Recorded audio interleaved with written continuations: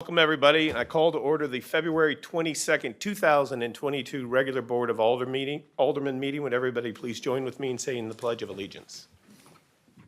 I pledge allegiance to the flag of the United States of America and to the republic for which it stands, one nation, under God, indivisible, with liberty and justice for all. Roll call. Alderman Plufka. Here. Alderwoman Tice. Here. Alderwoman Sims. Here. Alderman Weggie. Here. Alderman Gould. Here. Alderman Lockmiller. Here. Alderwoman O'Neill. Here. Alderman Shelton. Here. All members are present. Okay, next item on the agenda is approval or amendment of agenda. Are there any changes, any amendments?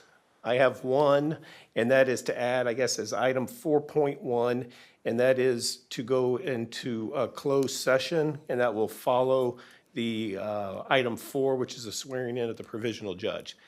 So if we can get a motion to approve the agenda, actually a motion to, go ahead, I'm sorry. Your Honor, I make a motion that we amend the agenda to include 4.1, which would be to move to executive session under Missouri Chapter 610.021, subsection 1, legal, and to return to the open meeting after that meeting.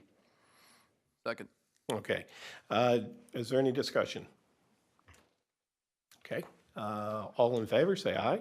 Aye. Any opposed? Okay, motion carries. That brings us down to item 4, the announcements, appointments, proclamations, and recognitions. We have one, and that is swearing of our new provisional judge. Your Honor, if you would.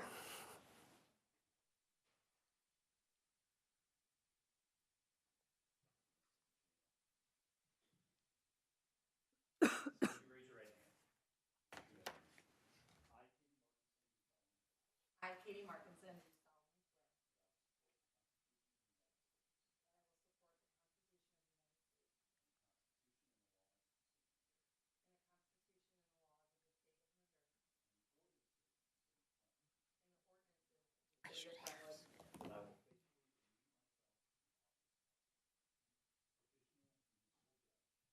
I will faithfully demean myself in the office of the provisional.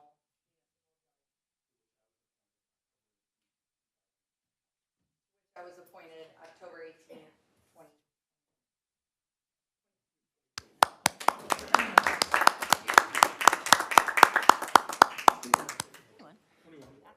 Just in front of the Brentwood sign.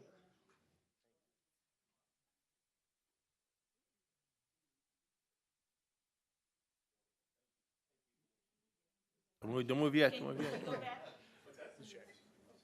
One more photo. Always time for another photo op. Just like Mayor's always wanting to. Yeah. And for those watching, the provisional judge is there to help us out during those times that the elected judge, Pat Dignam, is unable to serve because of a conflict or anything else. So again, on behalf of the residents of Brentwood, we'd like to thank Judge Markinson for doing just that. That moves us on to the next item, which is a public hearing. I'm sorry? Oh, I'm sorry. I don't have, 4.1. Yes, thank you. Do we have a motion to go into closed session? So moved. Second. And that is pursuant to what Alderman Plufka said earlier, which was legal. Chapter 610.021, subsection 1, legal. Thank you. We have a motion and a second. Any discussion? Roll call, please. Alderman Plufka. Yes. Alderwoman Tice. Yes. Alderwoman Sims. Yes. Alderman Weggie. Yes. Alderman Gould. Yes. Alderman Lockmiller. Yes. Alderwoman O'Neill. Yes. Alderman Shelton. Yes. By a vote of 8-0, motion carries. Okay, thank you. Well, why don't we reconvene back there, and then once we're done, we'll come back out.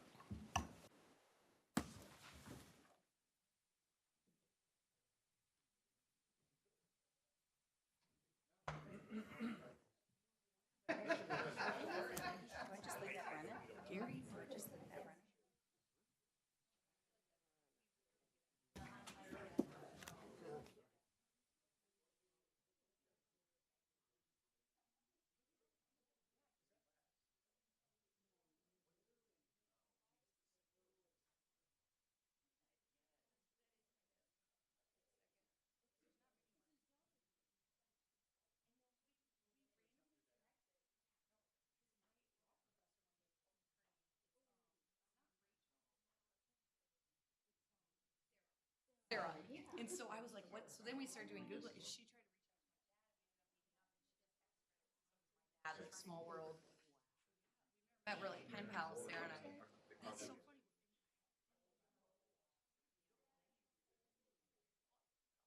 Oh, okay. I feel that normally I would.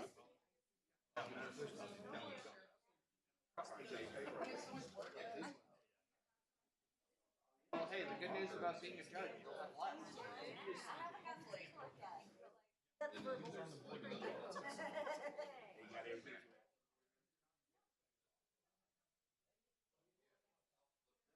All right, now.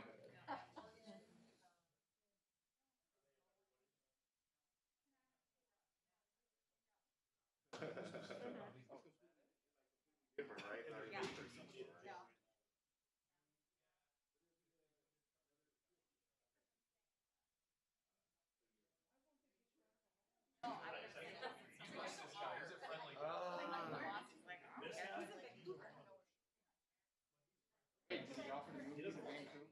That's better. So expensive. Yes, I get that, but it's gorgeous.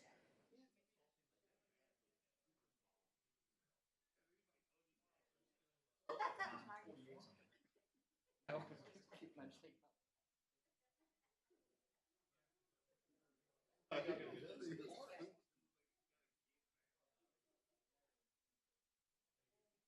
I have to say, brother, like, mine will come down. Yeah.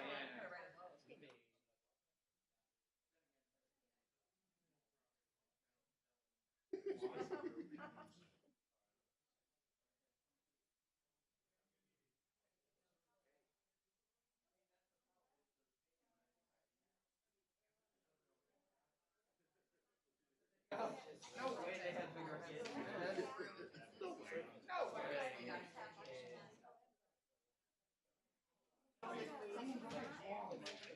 Measure his head.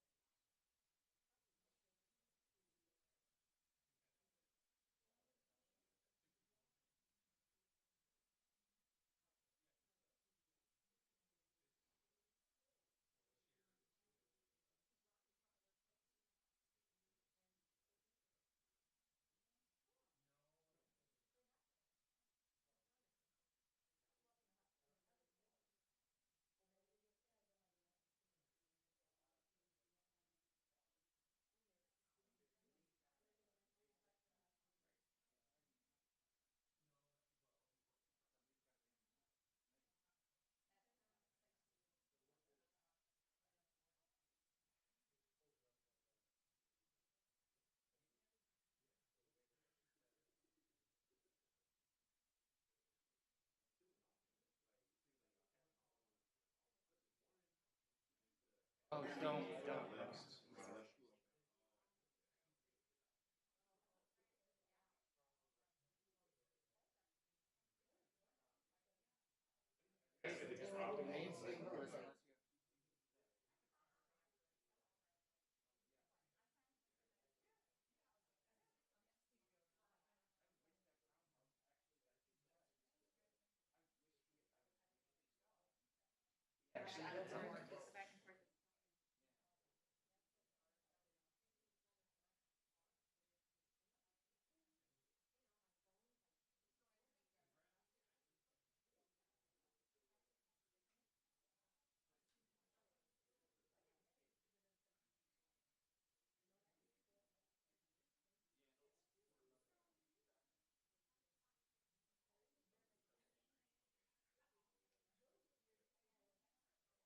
All municipality.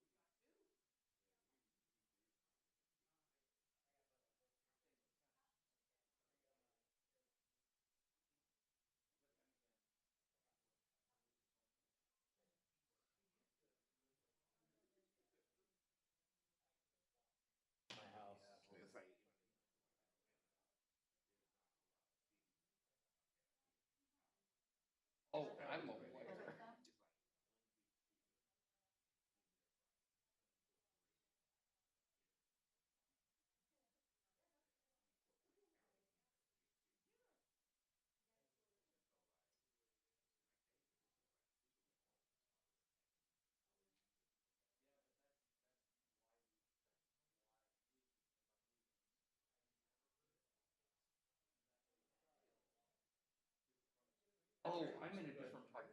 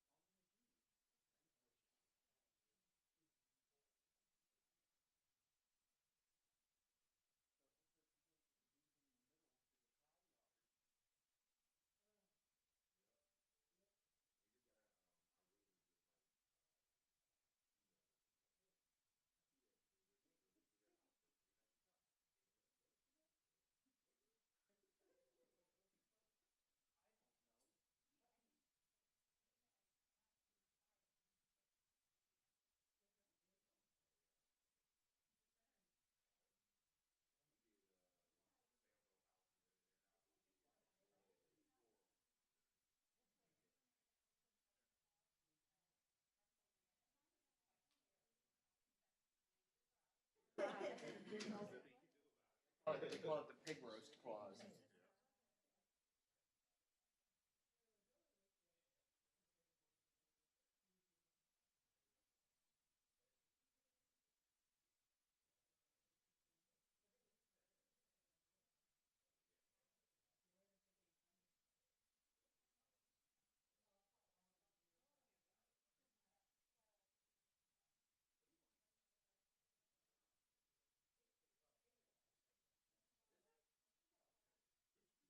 I know, I've never been to.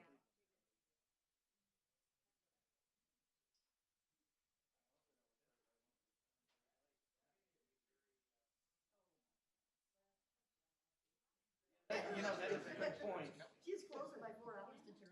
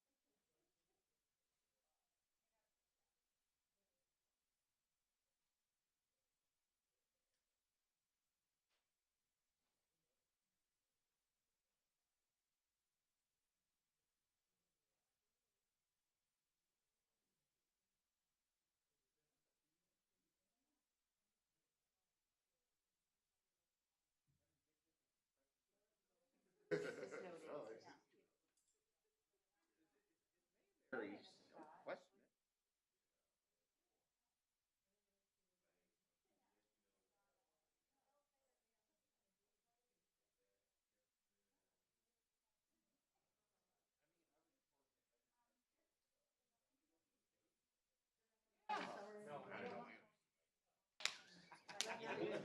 Because it's the Turner broadcast system.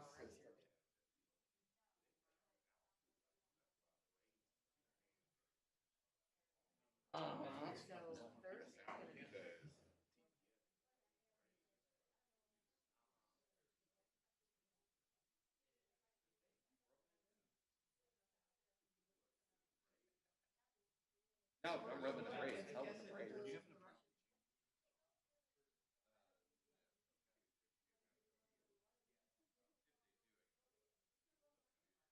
Attachments on it. Throwing it in my face. You guys.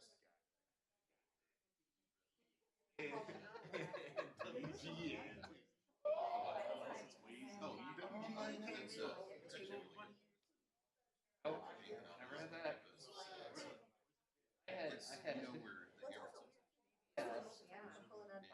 it used to be.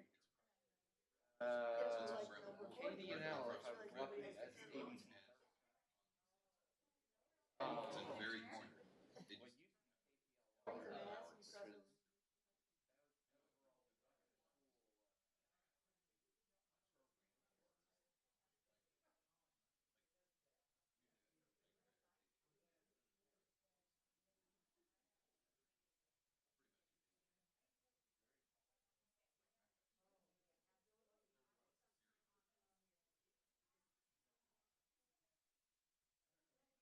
well, let me see.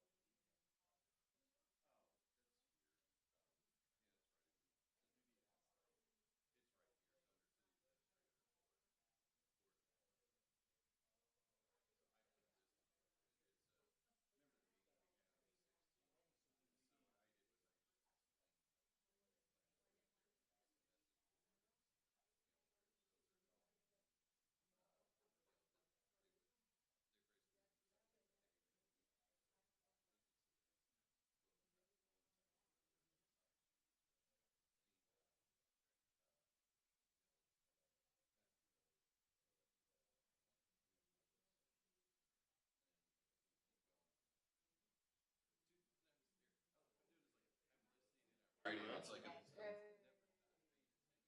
I'm just like in the zone, like All about pick figuring it it out. up later. All about figuring it out. So, and then I put like stuff that you would ask for, area map. Yeah, That's, Brentwood Public Works will draft. that's impressive. KCI will provide an aerial map. Oh, well, yeah, that'll do it. We didn't really discuss it, I just put stick.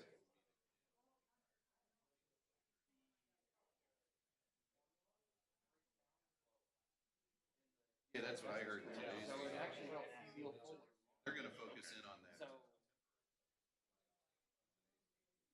I did write that Helps down. with the whole, like, Yeah, and I know Jack put either. I just put the temporary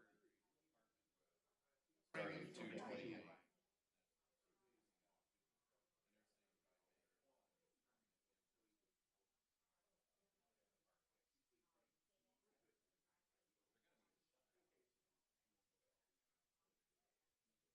Yeah, that's what, it just like came out of. Yeah, before they said like in 4 weeks.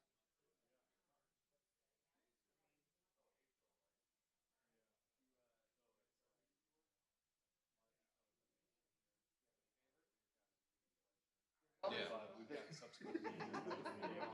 Yeah. Right, it will be better prepared in the sense that they're gonna.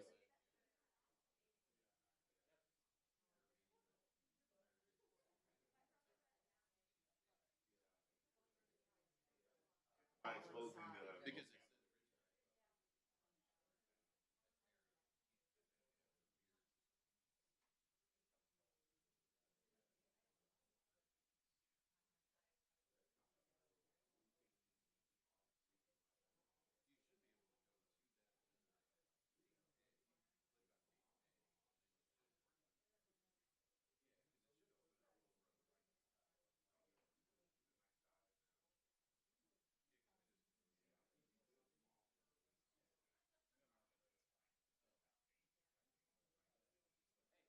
look at me when you say that. Because it lets you sync up, yeah, that's Why you different, looking at that's me? just the agenda I'm on, the board docs. Yeah, if you go to the.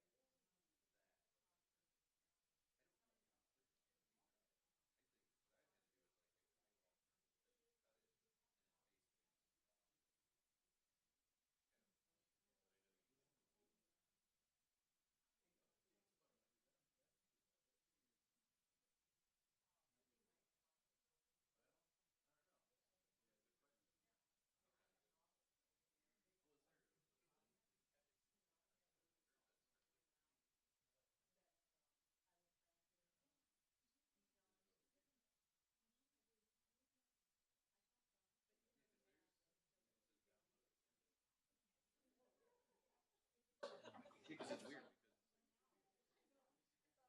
Oh, now it took you there, okay. Now it gives you this, so now if you go. Now hit date A, and it should give you whatever I. Because that way.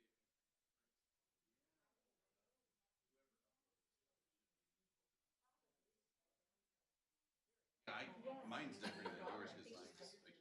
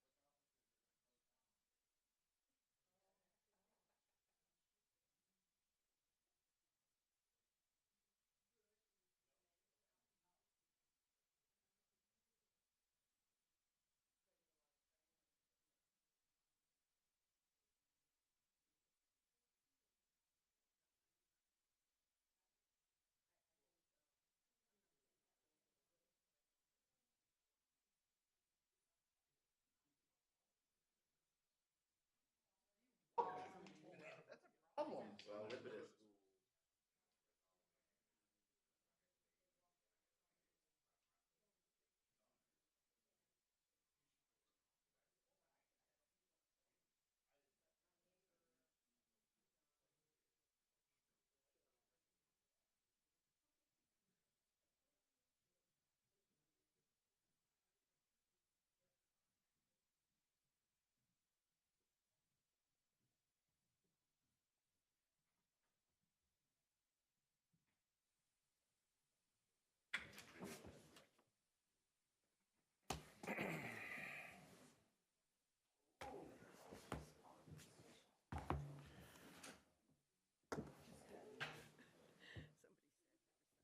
My feet don't reach the floor. Switch the chairs on you.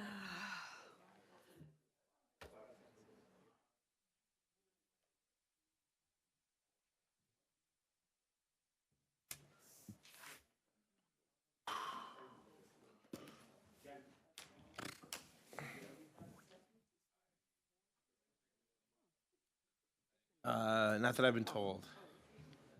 We have two possible. Booyah.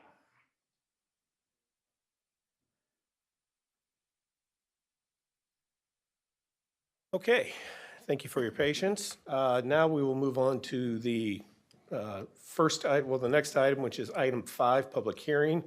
And that is, I'm going to gavel open the public hearing for a text amendment amending sections 400.1370 and 400.1380 of the zoning code relating to conditional uses in the GC Commercial District and the PD Plan Development Overlay District to remove certain auto-oriented and other uses as conditional uses. Anybody in the audience care to address the board during this portion of the public hearing? Now is the time to do so. Just come on up to the podium, give your name and your address, if you would, please.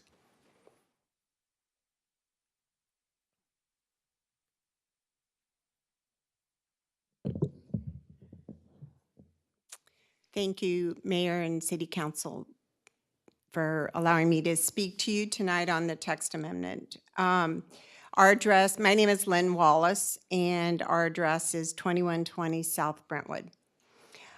So I have spoken at the P&Z meet at 2 P&Z meetings and regarding our company, regarding our business.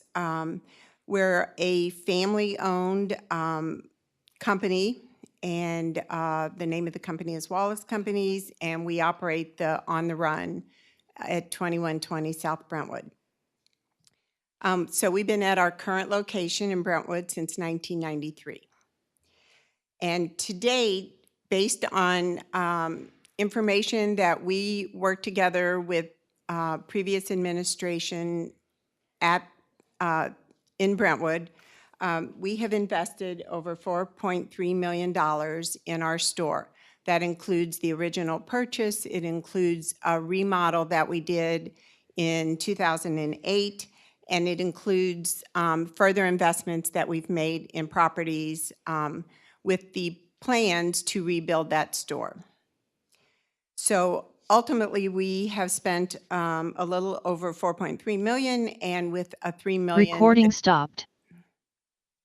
Hold on just a second, Lynn. Oh, was it just, it's our Zoom, it's not, okay. Recording in progress. All right, I'm sorry. Okay. And with a $3 million additional investment, we will have spent over $7 million in our business. Our current facility is uncompetitive. We purchased the extra properties, which are Zone PD, our planned development, as you all know, as are the properties that we purchased behind us. And several of the residents that are behind us, in addition to the ones we purchased, are Zone PD. As we heard at the planning and zoning meetings, you know, there is a lot of false information, which I totally understand, because if I wasn't involved in a certain industry, I'm sure I wouldn't know all of the details about that industry. But it's frustrating that P&Z moved this text amendment forward when we really received probably 1 or 2 questions from that commission. So I'm not sure where they received their information. Again, we've been in business for over 50 years. We've raised and rebuilt many of these older stores, many similar stores across the St. Louis metro area.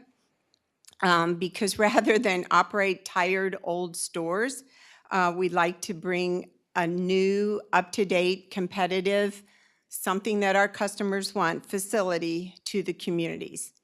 We're a good company partner with the communities where we operate, and we're anxious and willing to work together with the city to get a product that we can all be proud of and that what our customers need and want.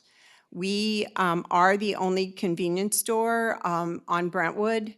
There is one other convenience store at the eastern end of Manchester. And those are the only 2 facilities for that type of service in the community of Brentwood. The text amendment that is being presented tonight is, in my opinion, picking winners and losers. And I don't believe that's the job of anyone in this country. I think it's a free competitive market, and we should be able to decide that with good discussion, figuring out solutions, and competition. This feels very subjective, feels very discriminatory, and very vindictive. So as a customer of the city and a customer of our two alder people, I feel as if our voice should be heard and listened to, as well as other citizens of the community of Brentwood. It sort of feels like you're in a race and you get to the starting line and someone pulls me off and says, no, you can't race, rather than letting me race, following the rules, and going through the process and seeing if I can be a winner as well as somebody else in the race.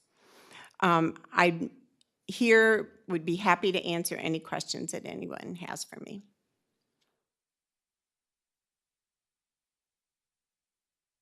Okay. Anybody, thank you, Lynn. Thank you. Anyone else in the public care to speak during the public hearing on this matter? Again, just step to this podium and give your name and your address, please. Hi, my name is Lynn Good, 8783 Brentwood Place.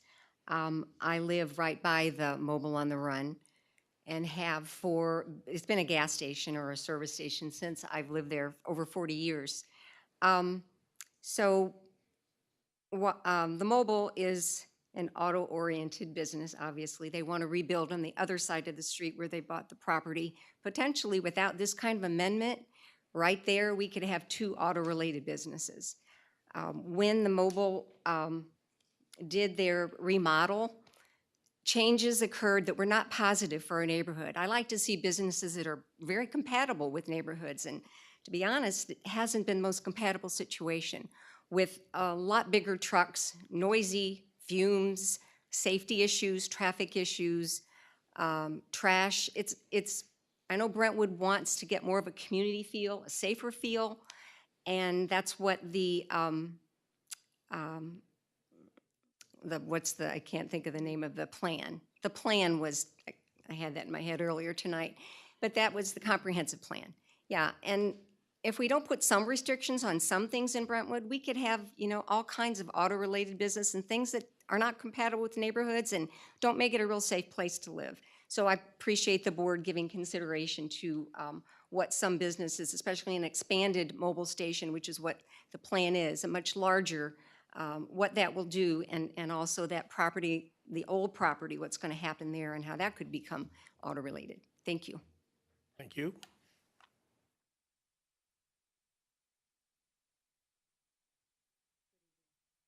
I'm Elizabeth Barbieri. I live at 8784 Bridgeport. I'm the very first house, so I'm looking at the lot across from my house.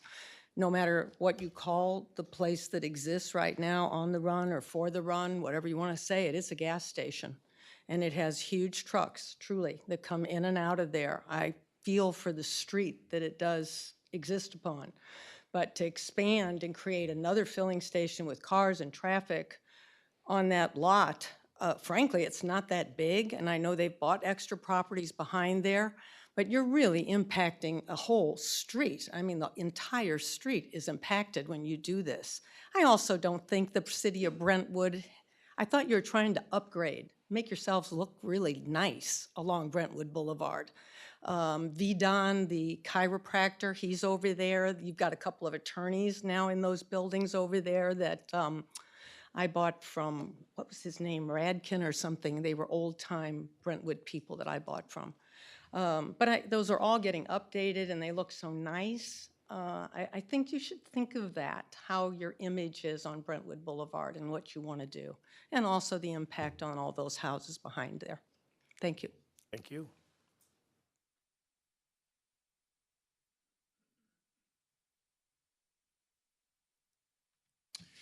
Good evening. My name is Mark Jordan. I'm also with Wallace Companies. The address is 21, you know where it is. So the Mobile on the Run, when we bought it, it was a service station. It was a 3-bay garage. We converted it to a convenience store. And so it is a convenience store that offers food and snacks and all kinds of merchandise, as well as gasoline. Under the proposed text amendment, a convenience store with gasoline would not be a permitted use, and it would become non-conforming. A convenience store without gasoline would be a permitted use. It fits within the PD district. There are 2 electric charging facilities within the PD district. The Tesla superchargers up at the promenade, there's 12 of those, and then the 2 chargers at the rec center. Those chargers exclusively are used as automotive-related uses. Their purpose is to put electrons to fill the battery with electrons. A gas station fills a tank with gasoline. So my question is, what criteria does the city exclude a convenience store with gas? A convenience store with chargers ostensibly would be a permitted use, since the chargers were put in the PD district, I believe, after the comprehensive plan was adopted. So what are the criteria for excluding gasoline in association with a convenience store and not excluding electric vehicle chargers? That's a question. Well, I don't think this is really a question and answer session. I can't understand what those criteria would be. It feels like you're basically saying, we just don't want gasoline used in conjunction with a convenience store, but we're okay with chargers. In fact, I think that the property at the rec center is owned by the city. Thank you. Thank you. Anybody else? My name is Kate Walker, and I live at 8771 Brentwood Place. And I would just like to say I am very much in support of this change in the text amendment. I would love to see the Brentwood corridor have more of a town center feel, somewhere that feels safe to walk your family.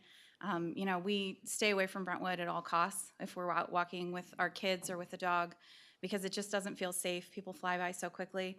But particularly as it has to do with the expansion of the gas station on the empty lot on Brentwood Boulevard, I have major concerns about the traffic situation that we already have on Brentwood Place and what that would mean for us if that station is made bigger.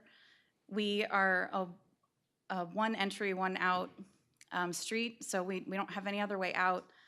And it's sometimes is really difficult to get in and out safely. I worry about my kids walking to school. So it would just be really nice if we could feel safer, and if we could limit the expansion of the existing gas station, I would really appreciate it. Thank you. Thank you.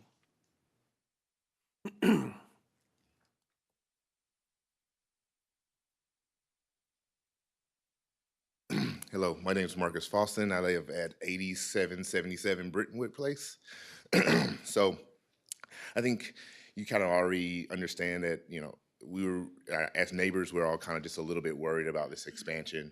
But more broadly, I just, the whole point of zoning, is to make sure that we, as a community, have a voice in the kinds of businesses that are next to us, or that we walk our kids next to, these types of things.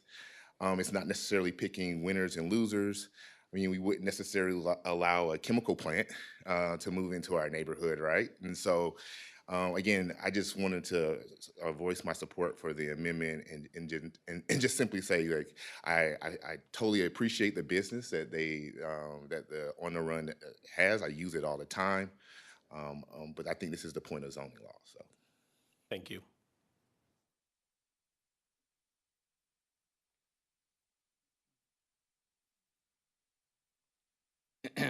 Evening, Mr. Mayor, Board.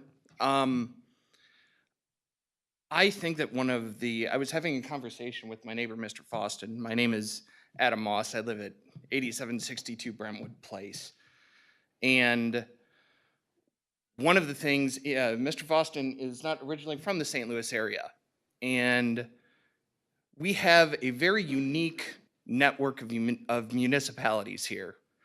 Small communities of neighbors, of people who look at each other and recognize each other on a regular basis. And in terms of the expansion of this gas station, I just don't feel that even if the expansion was allowed, that it has been gone about in a very neighborly fashion. I have yet to hear Wallace companies speak of the environmental impact surveys that they've done regarding the potential of putting a gas station even larger than what is currently there. I have yet to hear about how the environmental abatements would take place for the empty lot that they would then leave in order for any business to take over that lot after the fact. Instead, they decided to talk about picking winners and losers. Well, as a small community of neighbors, that is what we get to do. We get to look each other in the face and know that we are doing what we feel is best for each other. And that is why I think you should strongly consider the recommendation for approving the text amendment. Thank you.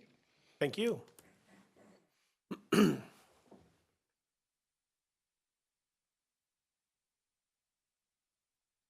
name is Michelle Kraus. I own the properties at 8779 Brentwood Place and 8769 Brentwood Place.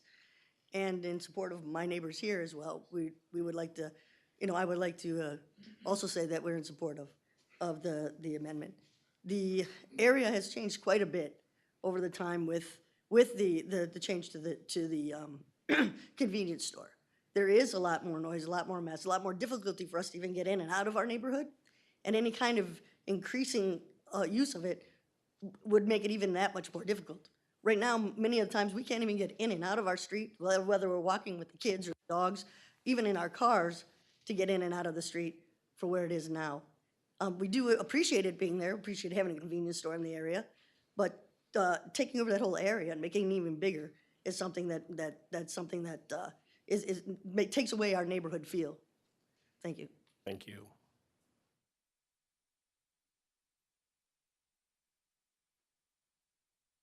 Anyone else?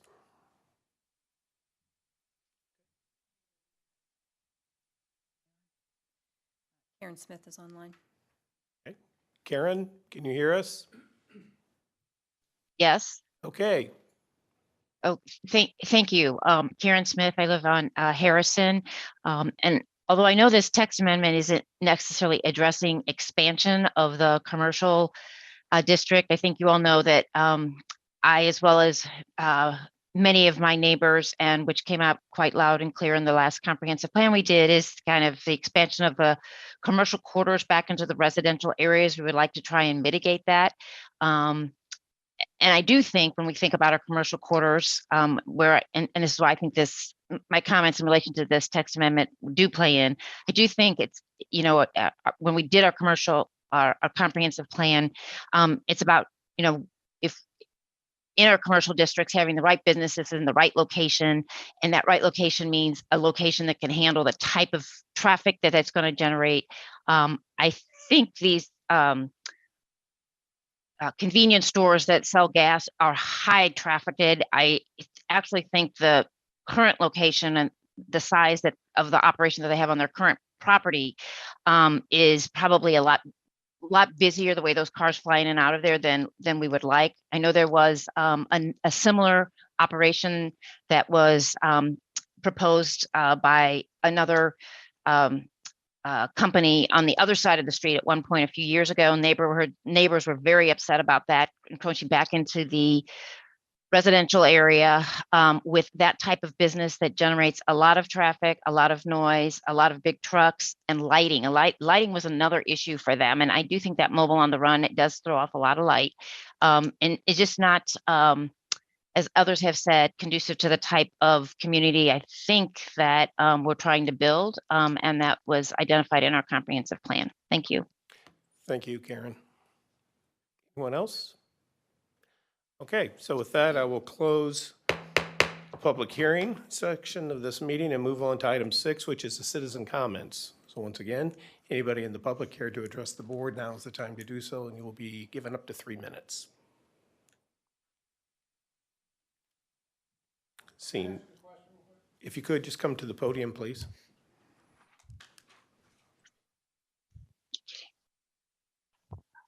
My name is William Sanders. I own 9100 Manchester. the Meineke building. I was just wondering if I could get a copy of this comprehensive plan. I don't have it. It's, absolutely, it's online. Is it online? Yeah, it is. All right. Yeah, this was the first notice I got. And apparently there were 2 other meetings before this scheduled. Yeah, I'm not, One was canceled, right? yeah. Okay. Yeah. All right, thank you. All right, we will move on to mayor and alderman reports. I have one report. I was cleaning my office over the weekend and I stumbled upon a letter or a petition that I received some time ago. And some of you may know about this, but just in case they are watching, I just wanted to speak to her and let her know that her request did not fall on deaf ears. So I received a petition from one of our residents concerning the state of Broughton Park and the playground equipment at Broughton Park. And she was so concerned about it, she then went around and I think she gathered about 100 signatures of Ward 2 residents, maybe Ward 3 as well. And this is Ellie Despennett, who's just 9 years old. And so I just wanted to read into the record what her concerns were. Dear Mayor, this is my petition about Broughton Park. We would like you to read our ideas. Big kid swings, merry-go-round bars, monkey bars, and how long has that steering wheel been gone? I want you to tear the steering wheel wall down and add a slide and a zip line and a teeter-totter. Thank you. P.S. This playground has been there since my mommy was there. So we did hear you, Ellie, and I checked with Eric Grunfelder, the head of our Parks and Recreation, and Broughton Park is in the Master Parks Plan. It is scheduled to get a major facelift, workover, however you want to call it. It does include new playground equipment, and the only holdup is we're just waiting to see what happens with the trail system that connects all those parks. But it is in the Master Parks Plan. So for those folks, I know it is a wonderful meeting place. It's small. It's, I think, 1/3 of an acre, but you know, I've heard a lot of really good things about that. And when I do walk on that trail, there's hardly ever a time that there aren't people using that. So it is, I know we put a lot of focus in Brentwood Bound, and rightly so, but we're not forgetting about the other parks. So Ellie, if you're listening, or if your family members are listening, if you would, be assured that that is on the, there is a timeline for that and it will get addressed. So thank you. With that, we'll move on to Alderman Plufka. Thank you, Mr. Mayor. I've been married for 36 years. I have, my wife and I have 2 kids. We have 3 grandkids. And aside from those events, I have to tell you that one of my happiest days was this last Saturday when I got a text message from our mayor talking about the conditions down in Brentwood Bound. And I got to drive down onto Breckenridge Industrial and onto that bridge and see for myself the wonder that was a creek that was still within its banks after 12 solid hours of rain. It is something to see. It's one thing to sit here as an alderperson and sit through the engineering meetings and not, you know, and understanding as much as you can and trusting that these folks know what they're doing and committing this money, millions of dollars to the project. But it's another thing to see it actually work. And I will tell you, I was beside myself as to how wonderful it was to see everything filling the way that they said it would fill, and looking exactly the way that it said it was going to look. And so it is tremendous. It is going to be a welcome addition to our community, and especially to the neighbors and the neighborhoods that are down there. And so anyway, I just wanted to share that. Thank you. Thank you. Alderwoman Tice. No report. Alderwoman Sims. There will be a Ward 2 meeting on March 8th, which is a Tuesday at 6 p.m. at the Rec Center, Room A. Alderman Weggie. Yeah, a couple things. That Ward 2 meeting will be at the same time as the Ward 1 meeting, so there's a little challenge going there of who's going to get the most people, which, I mean, it's not really a challenge, right? That's right. But We're offering beer, but. but I'd like to thank Eric and his team for the Brentwood Ice Festival. I thought that was a great event. It was well attended, and everybody really seemed to be partaking of the event. And then finally, I'd like to, wish everybody a happy Engineers Week. So Dan and I are enjoying this week. It's our favorite week of the year, and then we'll go back to normal. So that's it. Well, thank you on behalf of all the engineers. Alderman Gould. No report. Alderman Lockmuller. Public Safety Committee will meet here tomorrow at 5:30. One of the things on the agenda is we're going to go over the recent Manchester Road closure and how we'll handle future closures that are coming up in April and better communicate that with the citizens. Thank you. Thank you. Alderwoman O'Neill. Yes, I have a couple accolades I'd like to share. One is to pass on comments from a number of senior citizens who are very happy to see senior programs back in the Brentwood catalog. They're taking advantage of them. They're talking to friends about them. People who are not Brentwood residents are coming to take advantage of them. The word is they are very happy that we are doing it, not Richmond Heights, and they feel as though they have been heard and they want to see this continue. The second is a personal thank you to Brentwood for the Magic Bus. I have watched it go past for years, but never had a need to use it until recently. Getting it is easy to do, and it picks you up at your house. It makes life easy, and what sets it apart from Uber or Lyft is that the drivers are the nicest people. You feel you're part of a family being taken care of. So it is a great asset to us, and we need to continue it. Thank you. Alderman Shelton. No report. Okay. That will move us down to item 8, City Administrator Report. We have 3 items. The first is the City Administrator Report. Dan Gumersheimer, Director of Public Works, is here to provide an update regarding the closure of Manchester Road. There's a second closure coming up, and then in April, there's the city's project, which is to, in collaboration with Missouri Department of Transportation, to take down that bridge at Manchester and Hanley. If you looked inside your packets, there's a whole bunch of information there. Tried to put in the chronological order of how things came about. So initially, KCI sent businesses, including Public Works, a notification that they were going to do the full closure just to the west side of Dorothy. And that was supposed to take place on weekends starting on February 4th at 9 p.m. and then the next weekend, which would be February 11th at 9 p.m. That didn't happen on the 4th because of inclement weather, so it was kicked back to the 11th and the 18th. Long story short, they only did the 11th that weekend, starting on the 11th, 12th, and 13th. And then because of inclement weather, again, the 18th is tabled until April.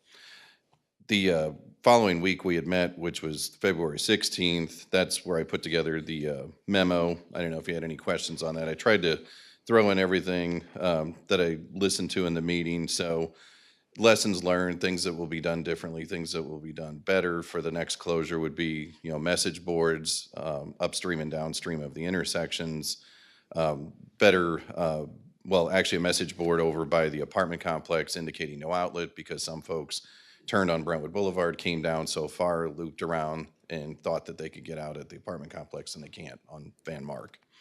Some of the other things I put in there we'll have an aerial map that will show where these message boards are.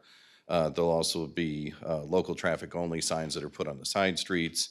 And then Brentwood Police actually suggested a lane drop so that people coming down or people trying to turn north wouldn't be able to do that.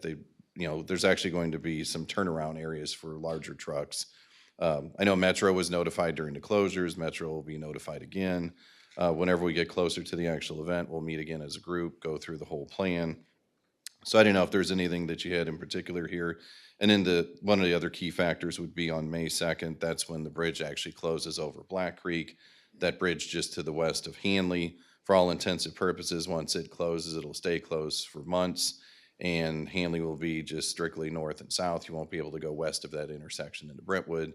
And there will be detours that are posted for that, as well as online, social media. There's a whole campaign that we'll do to give everyone as much information, go through the committee meetings, things of that nature.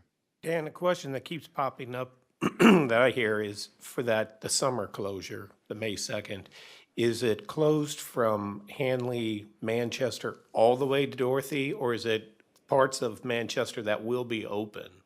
It's really just closed on either side of the bridge. So if you're Okay. Joy Luck or some of those businesses, Brentwood Car Wash, for instance, you'll still be able to get to those businesses. But you'll go so far east towards that bridge, it'll eventually stop. There'll be complete closures. Okay. So it won't affect the businesses other than people have to figure out a way to Another way to get get west to of there. Hanley. Okay. You could come up through Webster Groves or go up to the north and come back south. Thank you. Anybody else? Yeah, Alderman Lockmuller. Dan, is there any way, I don't know how this comes about, that you can communicate with some of the GPS apps regarding the closures and how people can be rerouted, the detours? That was brought up in a meeting. Now, MoDOT said that they can, I think when they do their update, it goes to Waze, but I'm not sure how Google Maps or any of those other, interactive maps gets their feed. But MoDOT is actively, I know with Waze they would. I don't know about the others. We'll have to ask, because I'm not sure if they have to petition whoever the domain owner is and try to figure that out. thanks. Yeah, Alderman Weggie. Yeah, Weggie, I'm sorry. I was just looking to see if there's anybody else. I didn't see any hands, so I'm sorry. Hey, Dan, a couple questions. So just reading this, so that when the pedestrian tunnel goes in, we will not be closing the road. There will be at least one lane open Correct. the That- entire time? Because I was under the impression we were closing for a while there as well. Yeah, it's my understanding that when the bridge goes down, they'll also be working on a pedestrian underpass, but they'll allow one lane going east and west. Basically, you're building a tunnel half at a time. And then, it talks about the detour when the bridge goes down. Do we know what that detour is going to be? We don't have it yet, but we will get a copy of it. I know that the state, MoDOT, actually sent information to the county because they're wanting to use Eager Road as one of those detours. Okay, will we have input on that? What if they throw everybody onto Eulalie? They wouldn't be able to do that. I mean, that's one of our local streets, and that was one of our concerns, is that you can't feed traffic, especially bigger vehicles, onto those smaller streets, and especially due to parking in the streets. I know that's what did happen on that first closure, is that people were kind of left to figure it out themselves and tried turning on Mary and Florence and go Kentland and, figure it out. But this will be an actual plan, and it shouldn't be on Eulalie. And I know Rosalie's closed right now, so you couldn't try to pick that either, so. Okay, thanks. Alderman Gould. Yeah, could you just explain, and I know the PD is here, but what does lane drop actually refer to? Does it mean a one-way Well, you only? would go from two lanes. Right now, you've got two lanes going east and west. The lane drop would be one of those lanes would be constricted. So as you're going westbound, it would taper from from two lanes down to one. Okay. So there'll be delineators or some kind of traffic control, devices that basically, in an arrow board, telling people that, hey, you need to merge this way. So it's not making certain streets one-way for a temporary time. It's just restricting the flow of traffic. Right, and it was really to keep people more towards the center line and away from that outer lane, so it's too tempting to turn north and then try to go up Cecilia or Ruth or Helen or something of that nature. Really, if you have business down on Manchester, it was to get you circulated through Manchester and back out, either to Brentwood Boulevard or Hanley, and in the instance when the bridge is closed, then you're just all going to have to go to Brentwood Boulevard. Okay, thank you. Okay, anyone else? Okay, thanks, Dan. Okay, thanks. Next up is the Burntwood Bound update. Good evening, Craig Schlitter with Navigate Building Solutions. So on this special day of 2/22/22, starting with construction costs, total spent since the last Board of Alderman meeting is $1,168,885.42. Next is soft costs. $192,208.09 was spent on material testing, design fees, legal fees, and development consulting. And the only other update is in categories of funding. The city received a reimbursement check from Great Rouge Greenway, so that amount was updated. Any questions for Craig? Right, thank you. All right, and that brings us down to the last item under City Administrator Report, the 2022 Brentwood Days discussion.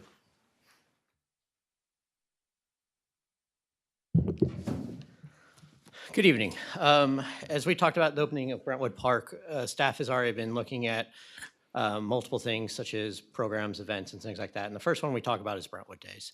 And so we're making the recommendation that we do Reimagine Brentwood Days for a number of reasons. And the first is that we're going to want to put it in Brentwood Park. Brentwood Park is going to be the premier park of our city. It's going to have multiple additional amenities such as the amphitheater where we can do different activities and events on. The pavilion and event lawn and food truck area would lend itself to a community celebration. And things like the destination playground and the water play feature can also be used for activities, scavenger hunts, boat races, and also just another place for kids to spend some time as the parents enjoy the rest of the event. So the big kind of leading of this was because we wanted to move this event into Brentwood Park. And so we kind of looked at what that meant. And the first was, for us, was carnival rides. I know carnival rides has been a very popular part of this event for a long time.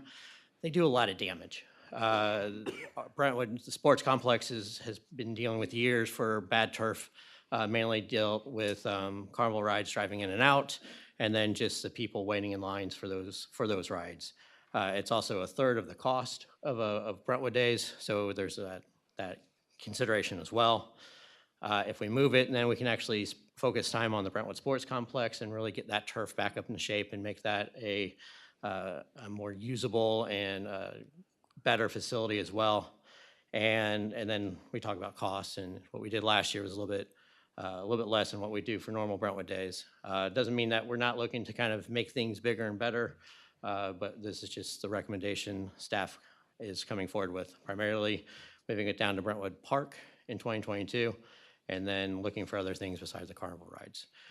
Some of the discussion in the Public Works Committee meeting was maybe we do it this year as well, mainly because it's been a few years since we've had a true Brentwood Days, so it had carnival rides, so it's kind of we've kind of already ripped off the Band-Aid, I guess. And so that way, we don't bring it back one year and then start over in Brentwood Park. So that's the recommendation, and it went through Public Works, and we're bringing the recommendation forward to the board.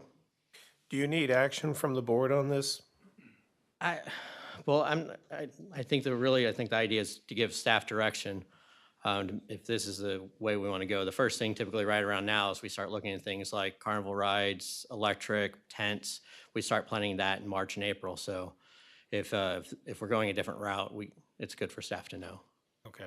I mean, we have budgeted for 2022 the amount if you did want to do the carnival rides. Correct. Okay. So would be a motion to. Works Committee. There we go. Motion to affirm the recommendation from the Public Works Committee. Can we get that motion? Okay. Motion by Alderwoman O'Neill. Do we have a second? Second. Second. Okay.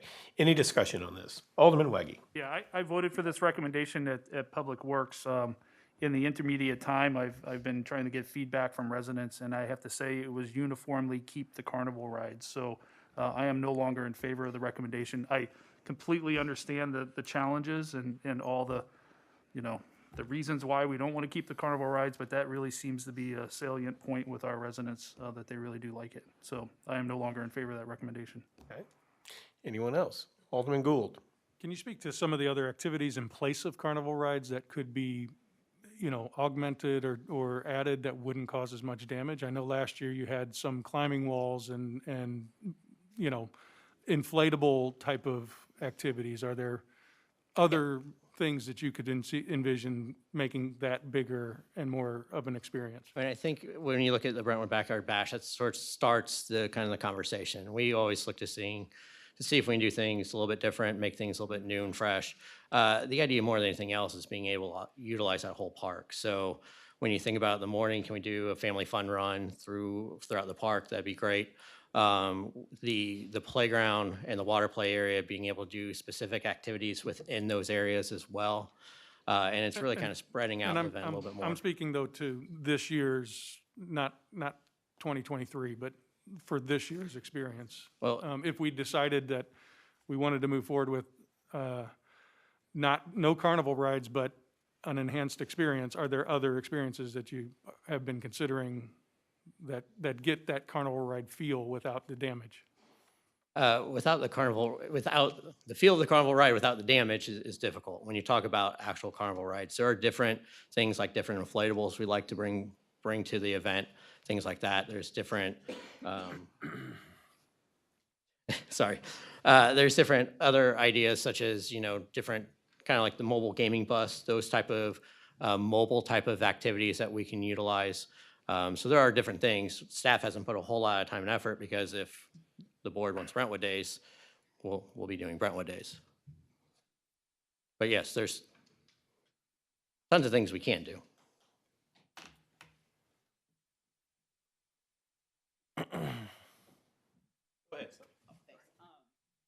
I echo Alderman Wegge's comment. And personally, I love the carnival rides, and I always thought that made that a very fun and enjoyable part of Brentwood Days.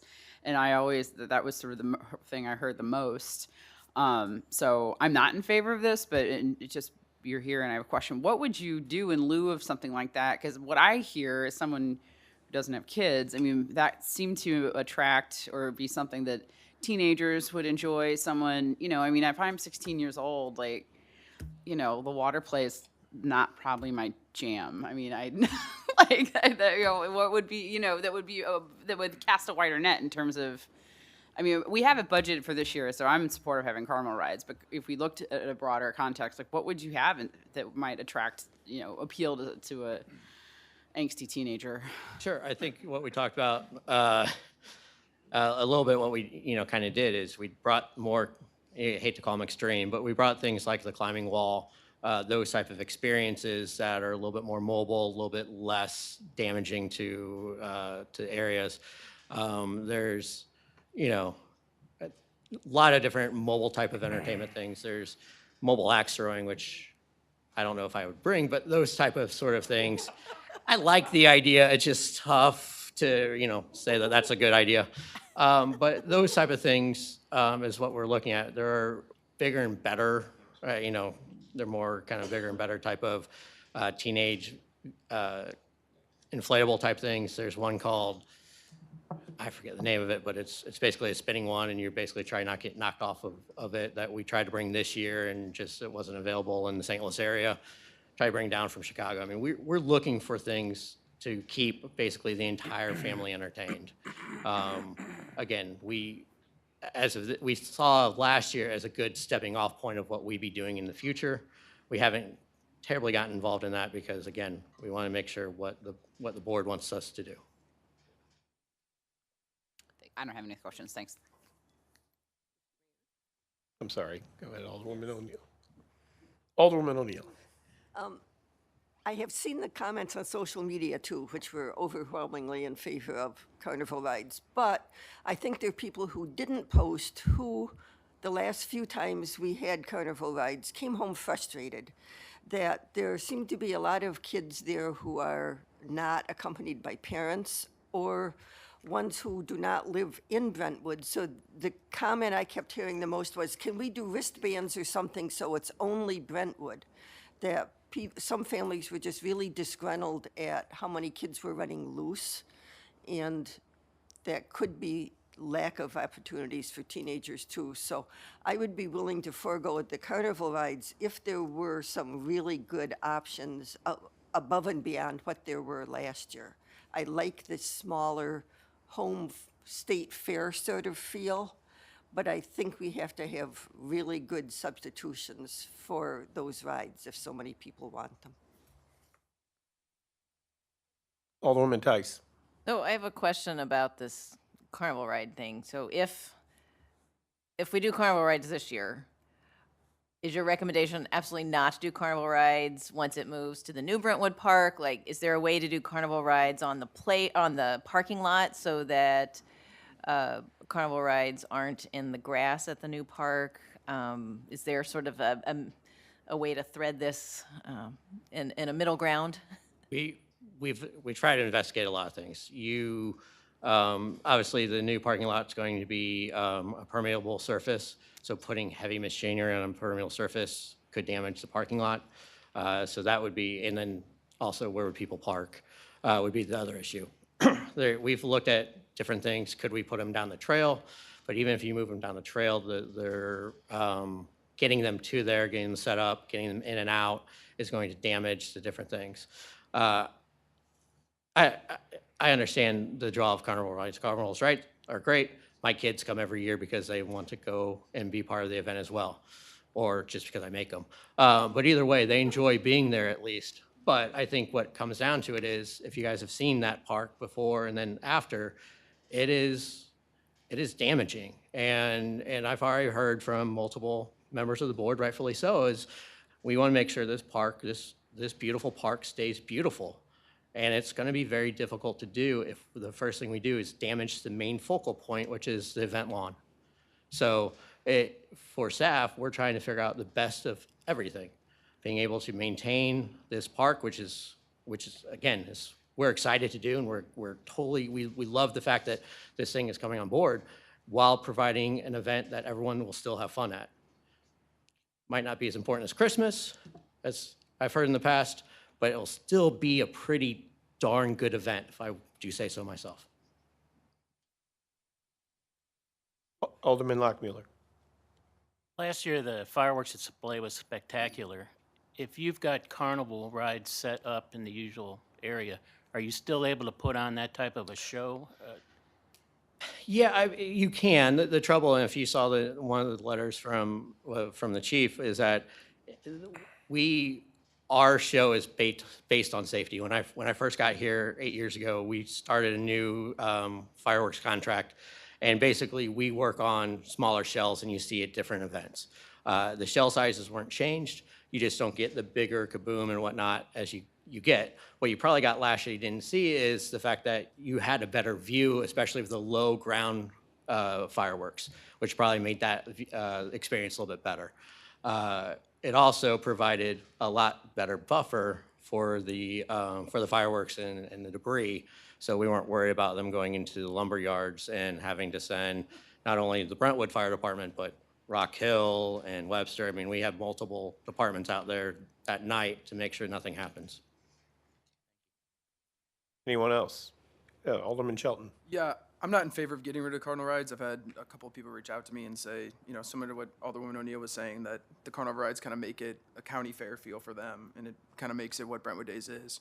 My question is there any way, I know that we talk about kind of these parks having connectivity between each other. Is there a way to space it out more and have a less amount of rides in what is the Brentwood Sports Park and kind of spread it out a little bit?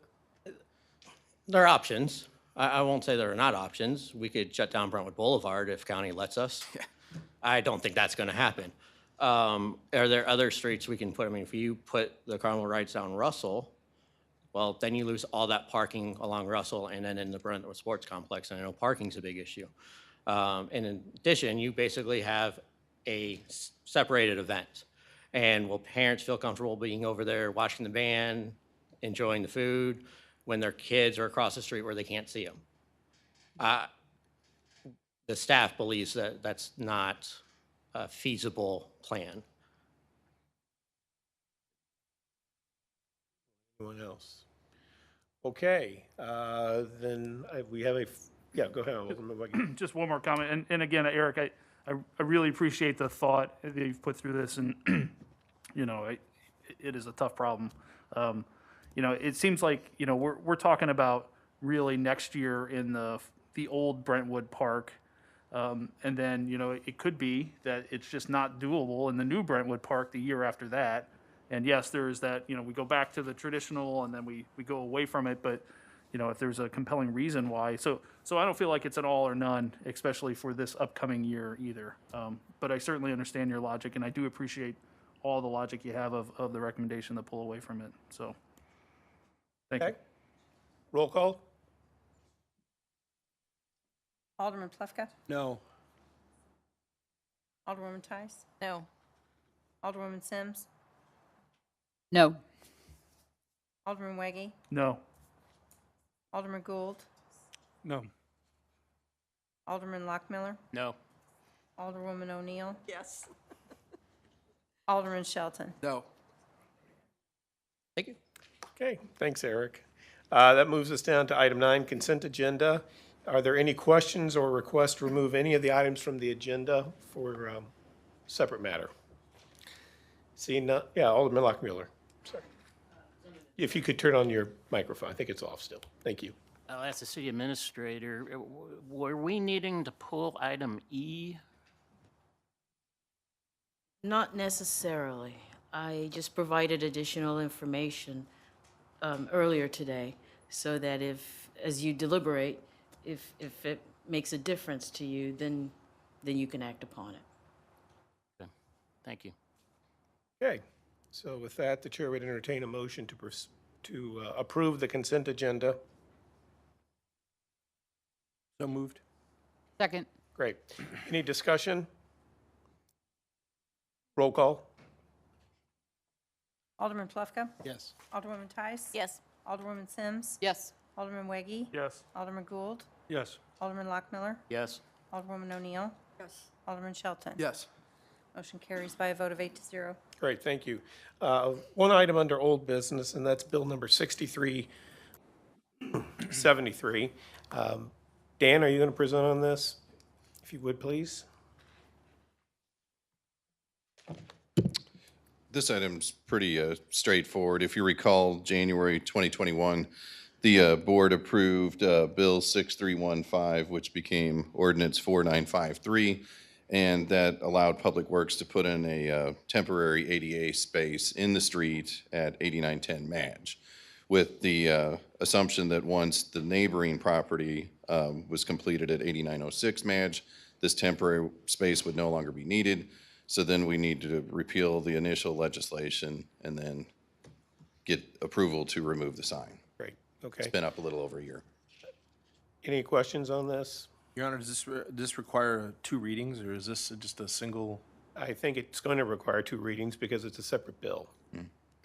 I would make a motion for a second reading. Well, we need to, we haven't done a first read yet. I If thought we could we- have a first read of Bill 6373, please. No. I had a Okay, so question. start. My understanding is that this is a whole new bill. This It is, is. it effectively repeals what was passed in Right. January of, gosh, was 21. that last year? Right. 2021. So this is a separate bill. So we do need to have a first and second on this, and we have not had the first reading on this bill yet. Do we have to make a motion for a first reading? No, we can do that as a matter of course. Can we get a first read of Bill 6373 by title only, please? Bill number 6373, first reading an ordinance removing a physically disabled temporary parking space at 8910 Madge Avenue. Now we would entertain a motion for a second. Unless there's no discussion, I make a motion that we have a second reading of this bill. I have a question. Okay. Yes, go ahead, Alderman Sims. So just the person for whom this was designed has a driveway now or a garage or something? I mean, we're not leaving someone out in the cold who needs a handicap Person spot, always are we? parked in the street, so this was to prevent contractors from parking in the street because the contractors typically wouldn't have the placard. Okay, so I guess I just want to make clear, the purpose for which this was passed is no longer Correct. present. So we can kind of go back to how it was before. I just want to make sure that that's, that's established. I'm sorry. If- Alderman please. Lockmuller. Yeah, just a little history. This is an individual in our ward that came to Alderman Gould and I that because of the construction of a new home beside his, he was worried that the construction traffic would not allow him to be able to park in front of his home. He has a handicapped, disabled parking sticker. So we worked it out with him that temporarily we would put the sign in front of his house, and he knew that upon the completion of the new home next to him and the occupancy permit for that home being issued, that the sign would be removed, and that's what we're doing tonight. Alderman Gould. Just adding to that, he didn't only know, that was per his request, that he just wanted it during the construction phase of this, this home, which is complete. Thank you. Any other discussion? Okay, we had a motion for a second read. I don't know if we had a second. Second. Okay. Any discussion on Alderman Plufka's motion for a second read? All in favor, say aye. Aye. Any opposed? Motion carries. Mr. City Attorney, can we get a second read of Bill number 6373 by title only, please? Okay. Bill number 6373, second reading and consideration for adoption, an ordinance removing a physically disabled temporary parking space at 8910 Madge Avenue. Your Honor, I make a motion that 6373 bill is perfected into ordinance form. Second. Okay, we've got a motion to perfect and seconded. Any discussion on that? Roll call, please. Kelly? Alderman Plufka? Yes. Alderwoman Tice? Yes. Alderwoman Sims? Yes. Alderman Weggie? Yes. Alderman Gould? Yes. Alderman Lockmiller? Yes. Alderwoman O'Neill? Yes. Alderman Shelton? Yes. Okay. Bill will be perfected by a vote of 8-0. Okay, and will become ordinance number, do we know? I don't know the ordinance number. Okay. I will put it in the minutes. All right, Sorry. thank you. No, you're fine. That brings us under new business. There are two items. First is Bill number 6374. Can we get a first reading by title only, please, Mr. City Attorney? Bill number 6374, first reading, an ordinance amending section 400.1370 and 400.1380 of the zoning code relating to conditional uses in the general commercial district and the development overlay districts. Great, thank you. Whitney? I have a PowerPoint to go, so let's.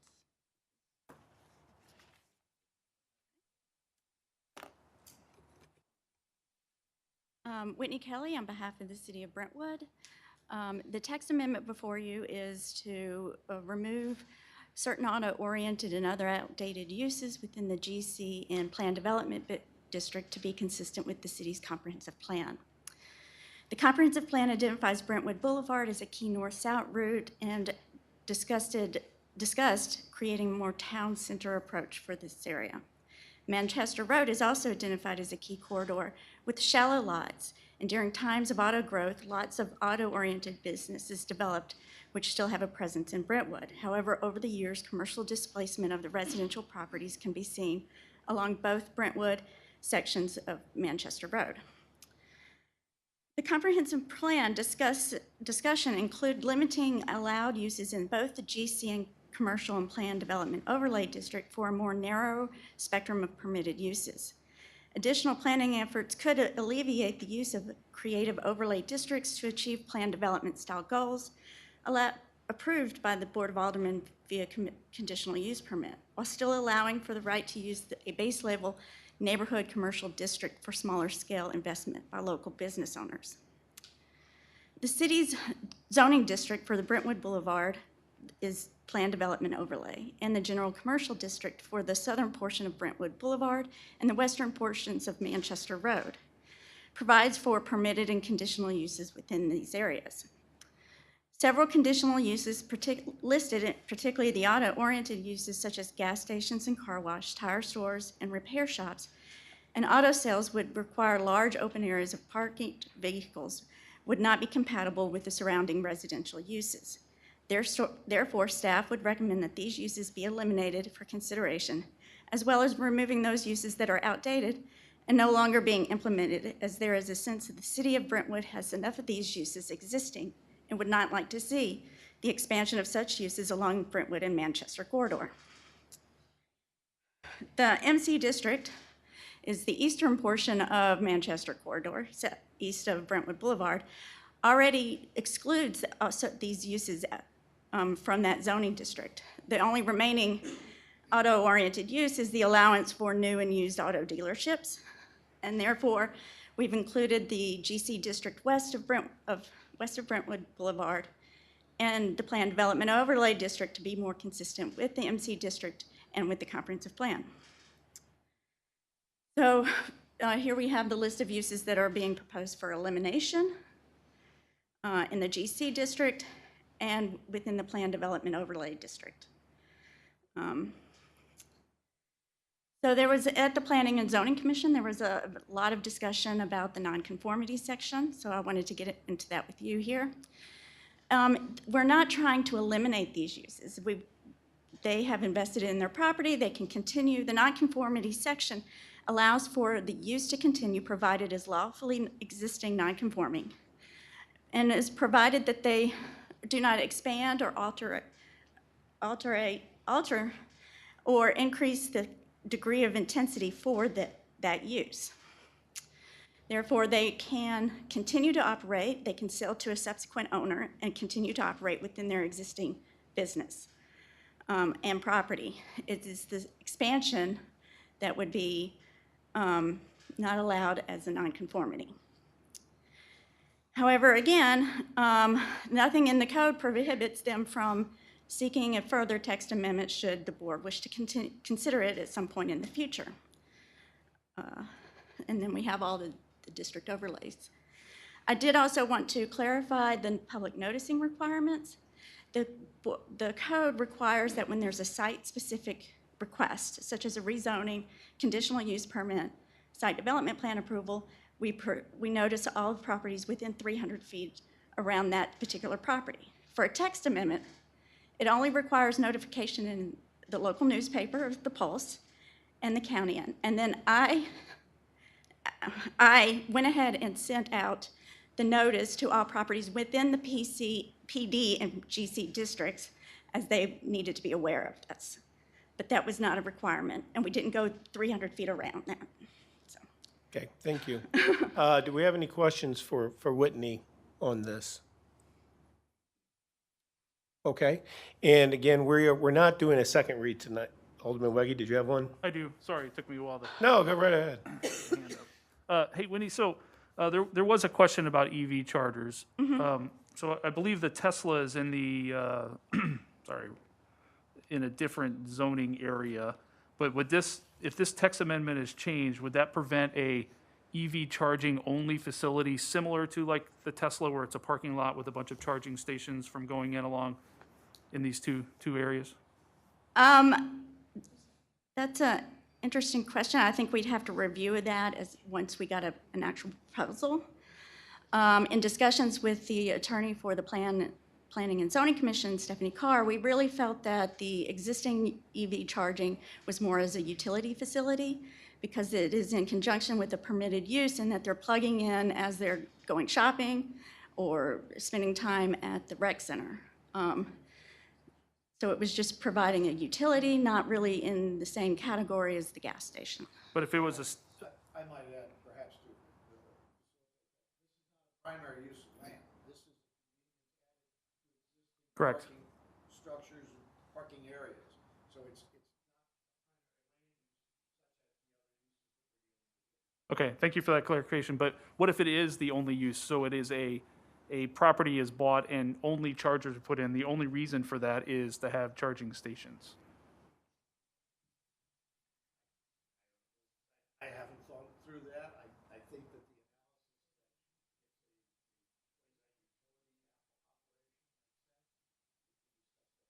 Okay, thanks. Okay, anybody else? Again, we are doing a staggered reading on this like we do all bills, and most times, depending on what the subject matter, if it's a really simple thing, we can do a first and second reading at the meeting, but as a general rule, we do a first and second reading. First reading at one meeting, the second read will be at the next Board of Alderman meeting.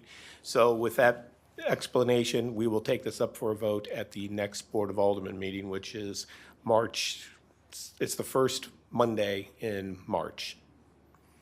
Okay, thank you, everybody. And that, well, thank you, Whitney. That brings us down to item B, EV charging station discussion, public purpose versus private benefit. Who's taking this one up? Eric? Am I? So Eric will provide an overview of the recommendation coming Okay. from Public Works, and then the city attorney can speak to the public benefit versus private benefit.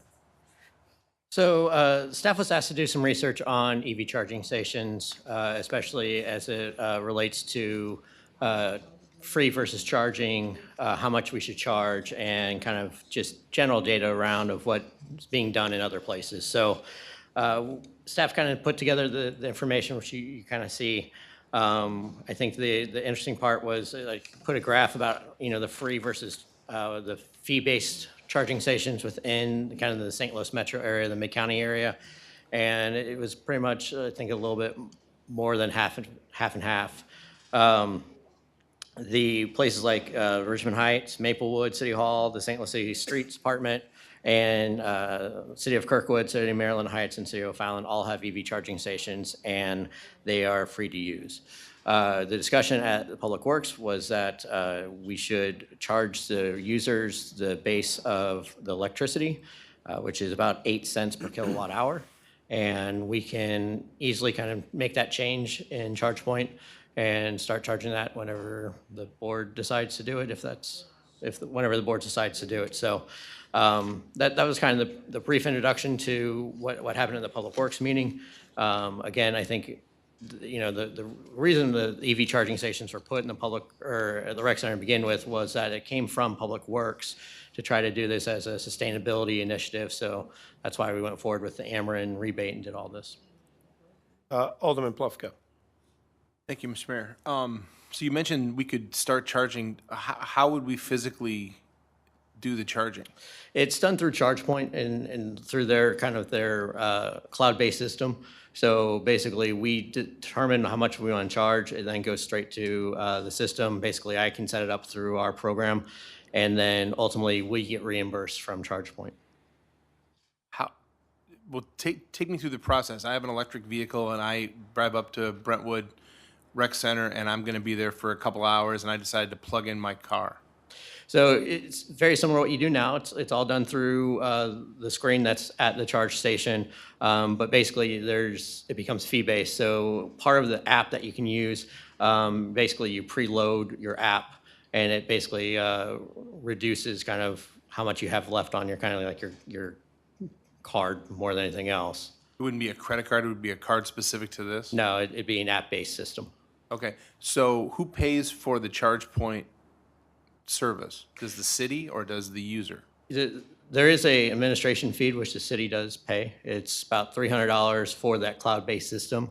On use, or is it just a flat fee? No, it's a yearly fee. And it's flat, no matter how many times it's used or Correct. referred to? Correct. So instead of $1,800 a year, it's now gonna cost us No, we're currently paying that. That's something that the city determined that we should do as part of this sustainability feature. So when He currently pays for ChargePoint? Yes. Okay. We pay for the yearly annual being able to use the cloud-based system. And it's an unlimited ability to use that? Correct. Okay, thank you. So the $300 that you were talking about, the ChargePoint, that's included in the $1,800? Yes. I mean, the yearly fee that we pay to ChargePoint includes basically the use of whether it's free or fee-based. Okay. Before we get too far down the road on this, let's see if there's any appetite to follow the recommendation of Public Works. So to that point, is there a motion to approve the recommendation from Public Works, which would be to start, I guess, charging users for the use of the EV charging station? I'll make that motion. Do we have a second? Second. Okay, now that we've got the motion, let's have some discussion on this. Yeah, Alderman Lockmiller. I originally made the motion at the Public Works to have this be a chargeable use. We use public money, for instance, to put in the dog park, but if you want to use a dog park, you pay a membership fee. We built the rec center with public money, and we renovated it with public money. If you want to use a room for a birthday party, you have to rent it. If you want to go skating, you have to rent, you pay a fee, and if you want skates, you have to rent skates. So if we paid half the cost to put in these EV chargers, and we're paying, which was new to me, an annual fee, which I thought was $1,200 annually. To use a cloud-based system, it's like $360 per year per charger. Okay. Why can't I say, why not the user, while they're charging their vehicle, pay for the cost that the city's incurring for the electricity? So that was my reason for making the motion. Okay. Yeah, Alderman Plufka. Thank you. I don't know that I agree with that analogy. I mean, you could, every time I visit a park in Brentwood, I'm not being charged for using that park. But we spend a lot of money putting that park together and maintaining it. A lot of things we do because we want to create a community where people feel that they're being served. And it seems to me that because of the process of the anomaly of having to spend time at a charging station, it's not like filling up a tank where your gas tank is filled up in a matter of 3 or 4 minutes. This is a 20-minute to, depending on how much you're charging and depending on the power of the station itself, you're talking about, the better part of an hour sometimes, or longer than that, to get it filled up. And it seems to me that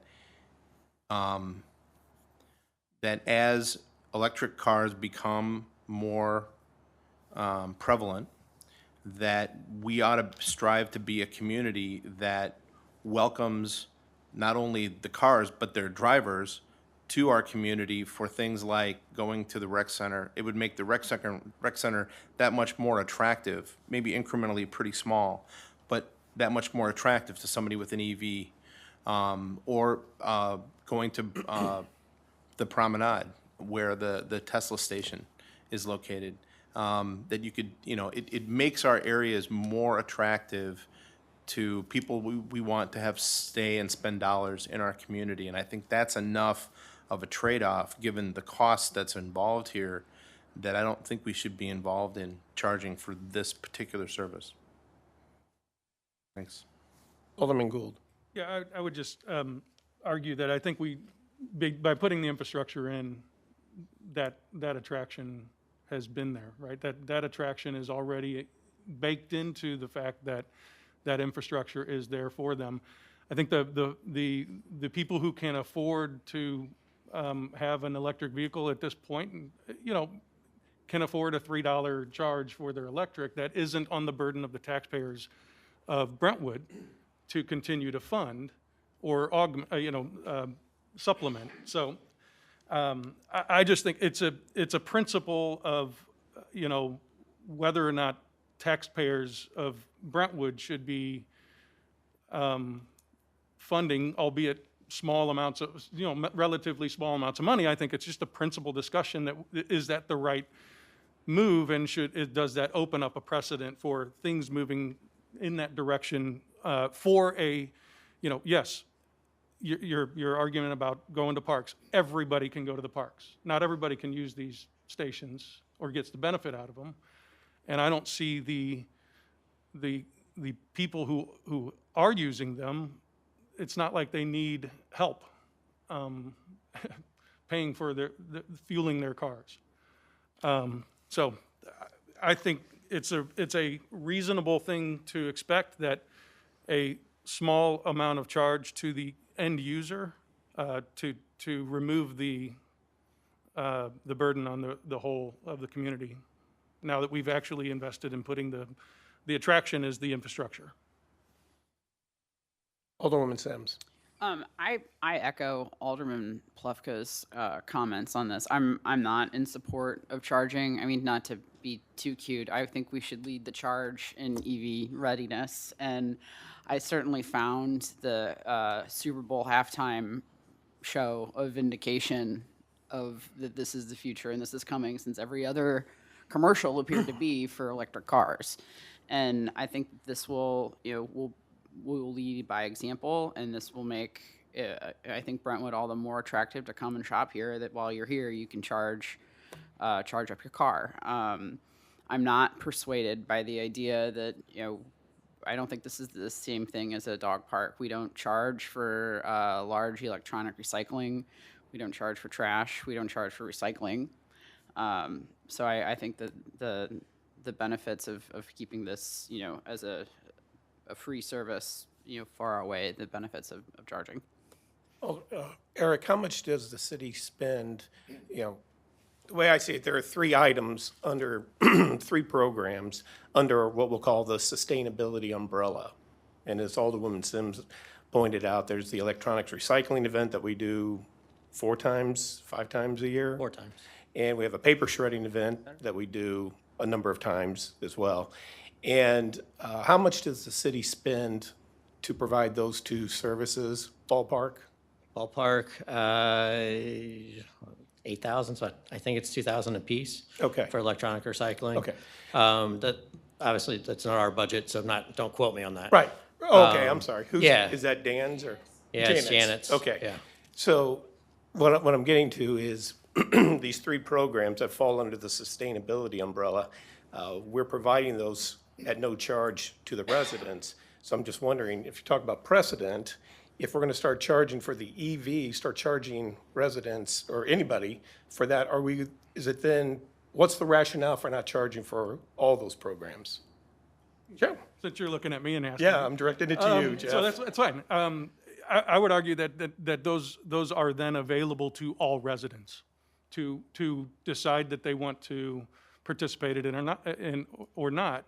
I'm not compelled by the citizens of Brentwood paying for the electric usage and again, the electric source is not coming from a sustainable source. So, we're now paying the electric company our taxpayers are paying the electric company for folks to come in, probably from outside of Brentwood, to park at our rec center or whatever, and charge their cars. I just don't understand why there's a reason that those folks can't just pay the nominal, very small amount, only the electric usage that they use. Seems like a reasonable thing. And there is no residency requirement for use of our other two programs that fall under the sustainability umbrella. Sure, I mean, Anybody if somebody knows about it, they could come and participate in it. Anybody who's willing to get into their car, electric or internal combustion, they can drive to the rec center and they can drop off their papers. It doesn't matter if they come from Creve Coeur, North County, South County, Jefferson County, and they can make use of our paper shredding event and our electronics recycling event, which again, we're doing to promote sustainability. So under the motion that came out of Public Works, is it to try to recoup just the electricity or to recoup the $1,800 that we're also spending? The recommendation was just the electricity. And right now, that's about $654 a year? Correct. Is what the city pays on the electricity out of these EV charging stations. So this would be to recoup the $654, assuming that it just remains $654 annually. Okay.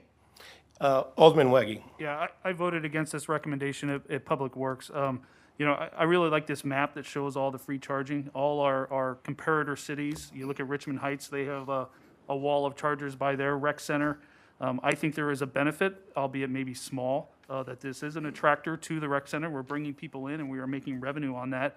I think there's a reason that businesses are putting free chargers. Metro Lighting in our town has a free electric charger right there, and it gets people to shop.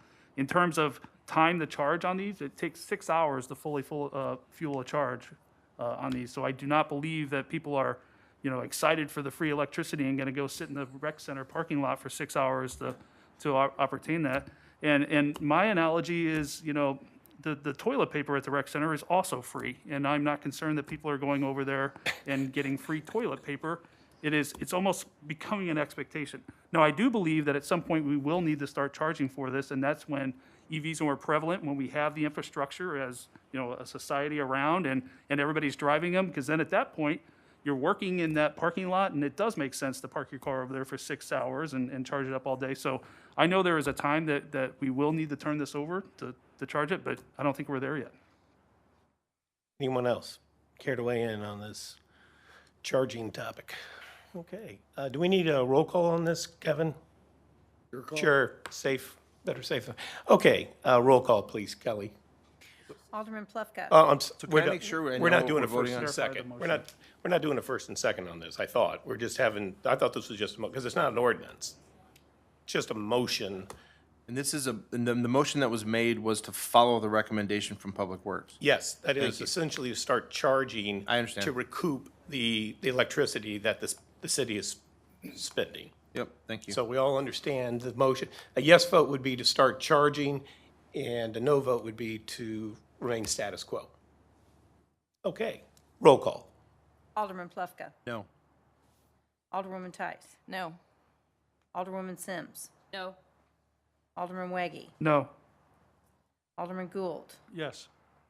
Alderman Lockmiller. Yes. Excuse me. Alderwoman O'Neill. No. Alderman Shelton. No. Okay, motion fails by a vote of 6-2. Great. Okay, thank you. That brings us to the last item, which is citizen comments. Once again, we do this twice every meeting, so those who care to address the board, now is your second opportunity to do so, and you'll be given up to 3 minutes. Come on down.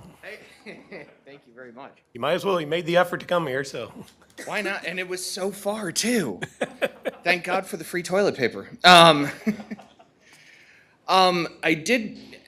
guess maybe there are more kind of suggestions regarding the previous couple of public works. Would it be possible, or I guess Public Works has left, would it be possible to gain utilization data from the rides that are used within that Brentwood days to see what the more popular rides are, and therefore keep the more popular rides and potentially get rid of some of the less popular rides to reduce the damage that is done? In addition to that, regarding the electrical vehicle charging stations, there could be something done in terms of like a QR code that's put on the charging station that then could also be distributed out to local businesses to determine whether or not people using those electrical vehicle charging stations are actually bringing in additional revenue to the city of Brentwood. So that way we can approach these sorts of public works issues from a more data-based approach. So that's all. Thank you. Anybody else care to address the board? Okay, seeing none, the chair would entertain a motion to adjourn. Second? All in favor? Aye. Any opposed? Motion carries. Thank you, everybody.